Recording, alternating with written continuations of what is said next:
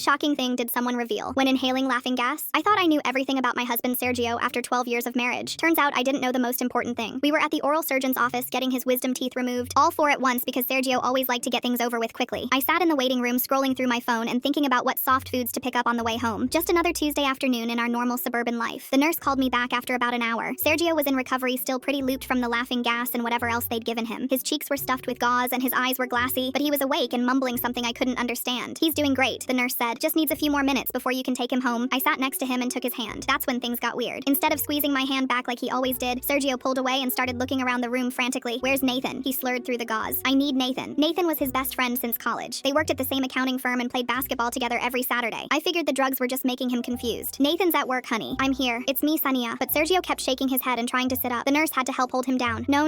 Need to tell Nathan. Need to tell him about that night. What night? I asked, even though he probably wouldn't remember any of this later. Our wedding night. His words were getting clearer as he got more agitated. I left the reception. Told you I was checking on the hotel room, but I went to Nathan. Had to see Nathan. My stomach started feeling weird, but I told myself it was just random drug talk. People say all kinds of nonsense when they're high. The nurse gave me a look like she'd seen this before. Patients revealing secrets they'd never tell sober. Sergio kept going. And when Joyce was born, you were sleeping and I snuck out to the parking lot. Nathan was waiting in his car. I needed him there. Always need him there. Joyce was our daughter. She was 8 now and the light of both our lives. Why was Sergio talking about Nathan during her birth? My hands were starting to shake. First anniversary dinner. Told you I got called into work, but I didn't. Went to Nathan's apartment. We watched our movie. We always watch our movie on important days. The nurse quietly excused herself, probably sensing this was getting too personal. Sergio reached for my hand again, but this time his touch felt different. Foreign. Love Nathan so much. Love him more than anything. But love Sania too. Love them both. Why can't I love them both? The drugs were wearing off enough that tears were rolling down his face, mixing with the drool from his numb mouth. I sat there frozen, trying to process what I was hearing. My husband of 12 years. The father of my child. The man I'd built my whole life around. How long? I whispered, even though I wasn't sure I wanted to know. Forever. Since junior year. Before I even met you. Nathan and me. It's always been Nathan and me. The ride home was silent, except for Sergio's occasional groans of pain. I got him settled on the couch with ice packs and pain medicine. He fell asleep immediately, leaving me alone with this new reality. My whole marriage had been a lie. Every special moment we'd shared, he'd also shared with Nathan. That evening, I texted Nathan asking him to come over, saying Sergio needed him. The look on his face when he walked in told me everything. He knew that I knew. We stood in my kitchen while Sergio slept in the next room. Is it true? I asked. Nathan nodded. No excuses, no denial, just acknowledgement of this thing that had been happening under my nose for over a decade. He loves you, Nathan said quietly. That was never fake. He just loves me too. We tried to stop so many times, but we couldn't. I should have screamed, thrown things, called them both every name I could think of. Instead, I just felt tired. Tired of being the only one who didn't know. Tired of competing with a ghost I didn't even know existed. The divorce was finalized 6 months later. Sergio moved in with Nathan officially. They'd been together in secret for 15 years and could finally stop hiding. Joyce spends weekends with them, and at first I thought it would kill me. But then I saw how happy Sergio was. Really, truly happy in a way I'd never seen. Now 2 years later, we're actually friends. Real friends, not the fake politeness for the kid. I realized I wasn't angry at him for loving Nathan. I was sad he felt he had to hide it. We have dinner together every Sunday. Me and Sergio and Nathan and Joyce.